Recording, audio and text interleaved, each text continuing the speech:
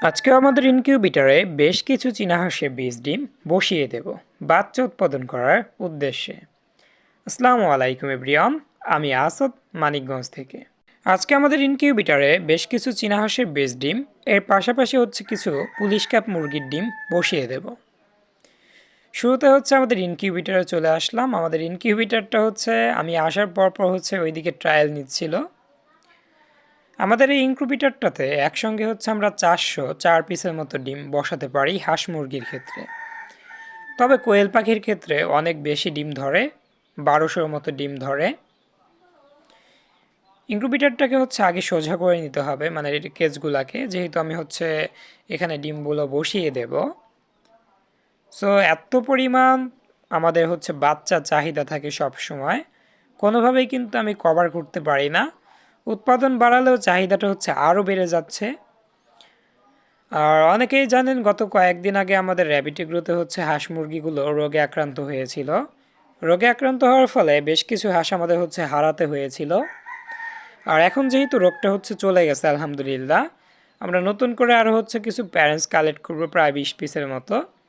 অনেক দিনের প্ল্যান আমাদের আমরা আমাদের র্যাবিট এগ্রোতে আরও 20 পিসের মতো চীনা হাঁসের প্যারেন্টস কালেক্ট করব, যেহেতু আমাদের উৎপাদন বাড়াতে হবে।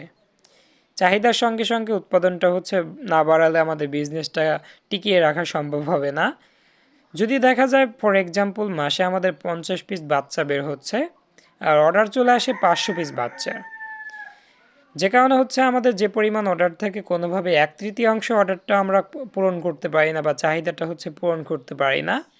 এজন্যই আমাদের কিছু প্যারেন্টস আরও বাড়িয়ে নিতে হবে, মানে অন্তত অর্ধেক চাহিদাটাকে পূরণ করার জন্য। আর একটা ডিম দেখলাম অল্প কিছু পরিমাণ ফেটে গেছে, যাই হোক ওটাকে আমরা টেপ লাগিয়ে দেব।